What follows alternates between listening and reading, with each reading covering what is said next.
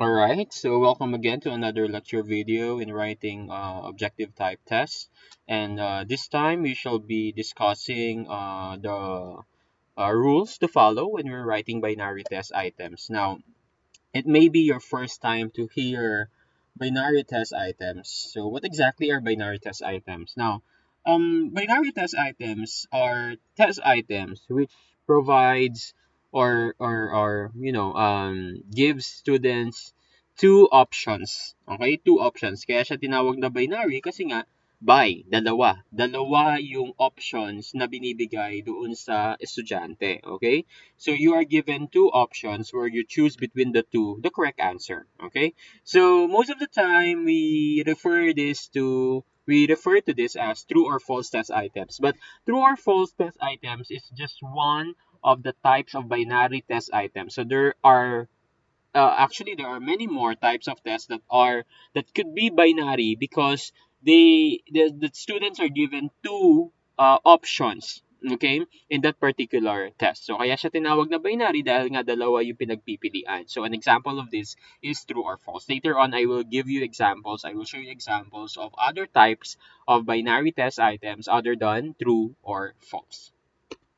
All right, so let's talk about the rules to follow when we're writing true or false test items. Number one, base true false items upon statements that are absolutely true or false without qualifications or exceptions. So whenever you choose a particular idea or a statement or a phrase from your lesson, make sure that whatever is true is absolutely true. So there is no hints or there is no part of that statement that can make the idea false. So say for example, the universal law of gravitation is always true in all parts of the universe. So that is generally true. Okay, there is no way that that could be false. So when we're trying to write a true or false test item, make sure that if the statement is true, then this is exactly okay. No opposition that this statement is true. Okay, or it is false and there is no opposition that this is false. Okay, for example.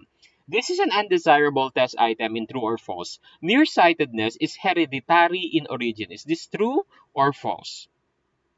You are qualifying that nearsightedness is hereditary. But, you know, there could be there could be instances that nearsightedness is hereditary and sometimes it can be caught by unfavorable practices. Okay?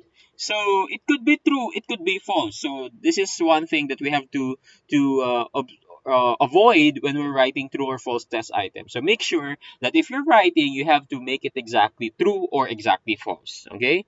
So an desirable item will be geneticists and eye specialists believe that the predisposition to nearsightedness is hereditary. So this is an example of a desirable item in true or false. Okay.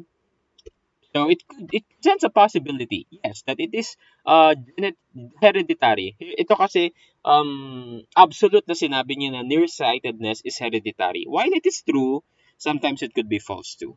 Okay. Number two, express the item statement as simply and as clearly as possible. You don't want to write a test item that is very long, okay? A very long test item could actually confuse your students. Just think about the main idea, and if it's presented there and you have stated the context already, that would suffice, okay? For example, this is an undesirable test item. When you see a highway with a marker that reads Interstate 80, you know that the construction and upkeep of that road is maintained by the state and federal government. Let's make it shorter. Let's say the construction and maintenance of interstate highways are provided by both state and federal governments. That's it. So make it as simply as possible. Okay? Okay, number three, express a single idea in each test item. Never ever express two or more ideas in one test item. Let's say you'll ask them, the national hero of the Philippines is Jose Rizal, while the national flower is Sampaguita. There are two ideas you're presenting there. So make sure that if you're writing a test item in true or false or any binary type of test, you have to make sure that there's only one idea in the test item. If you have two ideas, make it another item. Okay, for example, water will boil at higher temperature if the atmospheric pressure on its surface is increased and more heat is applied to the container.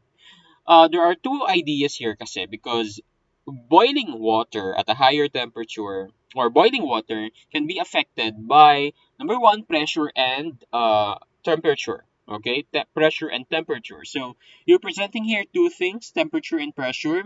So you may want to present these two individually as separate items. Okay, so for example, water will boil at higher temperature if the atmospheric pressure on its surface is increased. Okay, so that's a improved or revised version of this item here.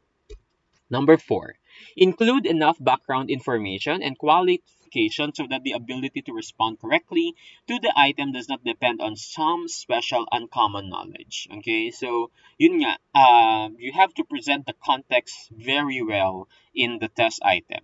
Okay, so that your students will not be misled. Okay, for example, the second principle of education is that the individual gathers knowledge.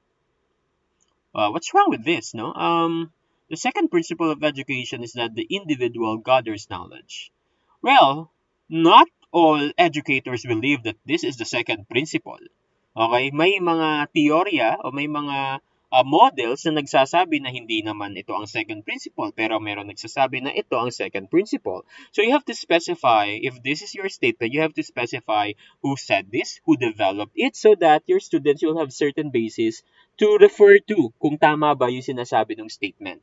Okay, according to John Dewey, the second principle of education is that the individual gathers knowledge. So you have specified kung kaninong model yung nire-refer mo doon sa statement. So make sure that in your true or false test, nakalagay yan. Okay, hindi lang yung prinsipyo o yung statement mismo, pero dapat nakalagay kung meron mang nag-develop, you have to put the person who developed it. Okay? Okay, avoid the use of extreme modifiers or qualifiers. Usually kasi, when you are using qualifiers or extreme modifiers, it actually gives clue to your students. Okay? Nagbibigay siya ng clue sa mga estudyante nyo kung gumagamit kayo ng modifiers tsaka qualifiers. For example, all is an example of a qualifier. Okay? All sessions of Congress are called by the President. Diba? You use the word all, which sometimes gives clue to what's the correct answer because not all can be things like those. Okay, the Supreme Court frequently rules on the constitutionality of law. So the word that you use there is frequently. Okay, frequently.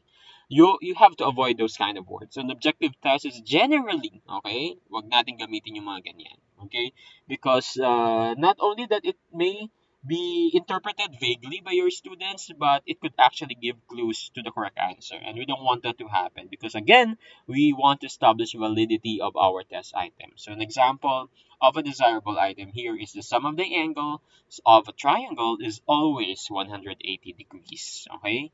Yung mga ganito kasing words or verbs or adjectives or adverbs, frequently yung mga ganyan, it connotes vague ideas. Okay?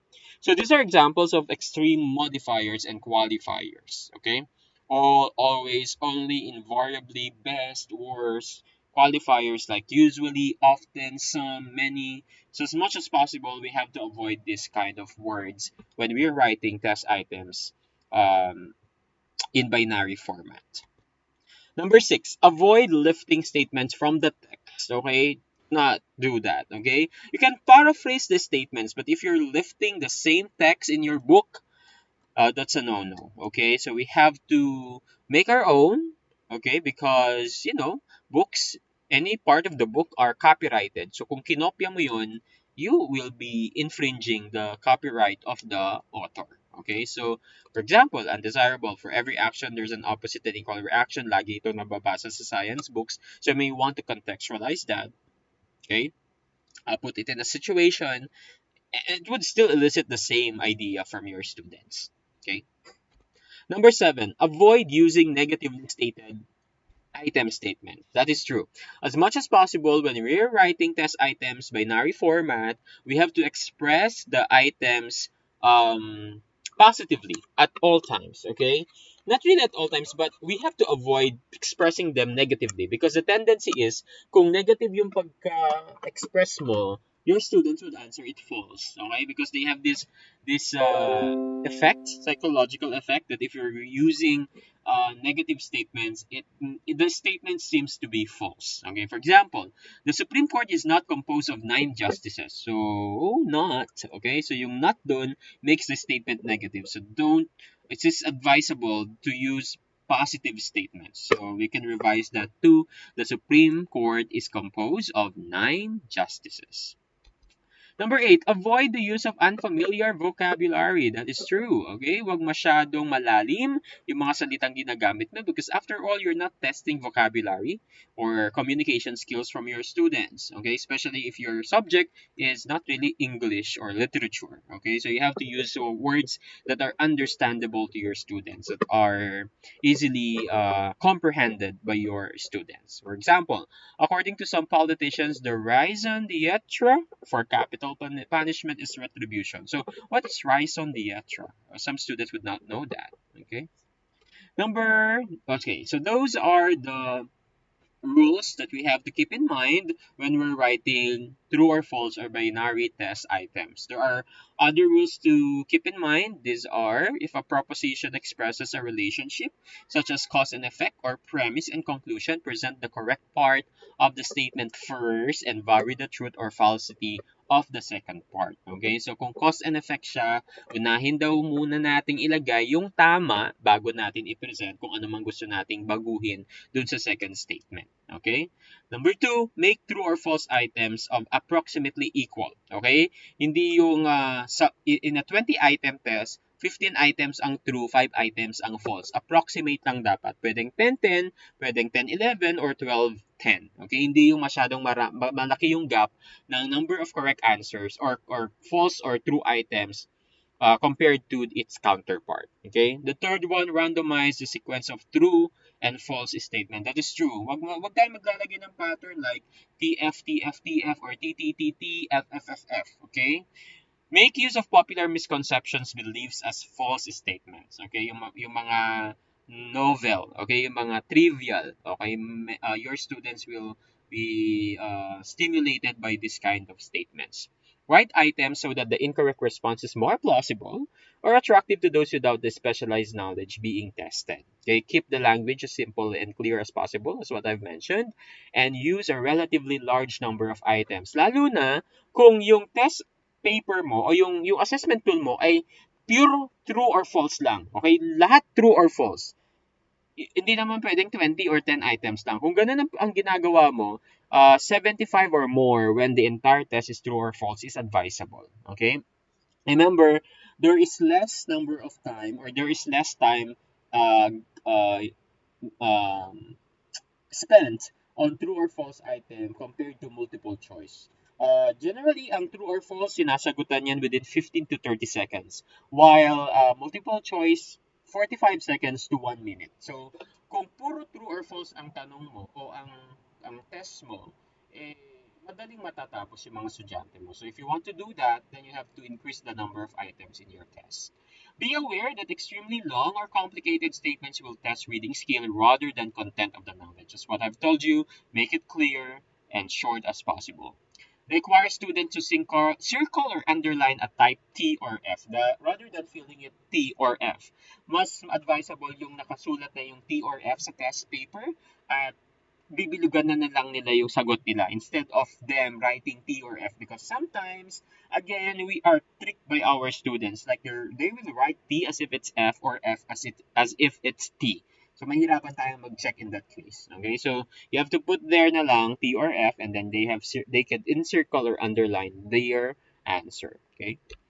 So you can see here, okay, enough of this. You can see here an example of a binary test aside from true or false, yes or no. Meron tayong tinatawag na yes-no variation at meron din tayong tinatawag na A-B variation. So ano yung yes-no variation?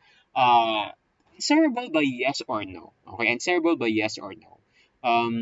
For example, this one. What reasons are given by students for taking evening classes? In the list below, circle yes if that is one of the reasons given by students and circle no if it's not. So, it's not true or false but it's yes or no. Okay? So, yun yung isa sa format ng binary test. So, hindi lang true or false yan. there could other be variations of a binary format test. Okay? So, this is a yes or no. At kung napapansin nyo, nakasulat na dati yung yes, tapos bibilugan na lang nila yung tamang sagot. And this is more advisable rather than having your students write their answer.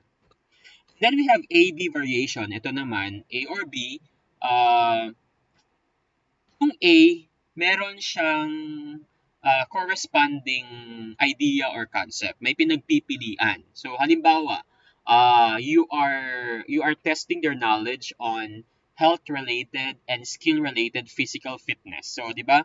Yung physical fitness categorized siya as health-related and skill-related. So, pwede yung health-related A, tapos skill-related B. And then you have to list the physical types of physical fitness, and then they could categorize or classify them as health related or skill related by encircling A if it's health related or encircling B if it's skill related. So this is again another variation of binary tests. Tawag natin dito ay A-B variation. So take note that when we're writing binary test items, we may not confine ourselves only with true or false test items because there are other variations of this type of test. Yes or no, and then we have the A-B variation. I hope that you can make some of this. Okay, you can construct some of these variations next month because we're now moving forward with the workshops in our subject. Okay, so thank you for listening, and there's another one video you don't want to forget watching, and that is writing matching type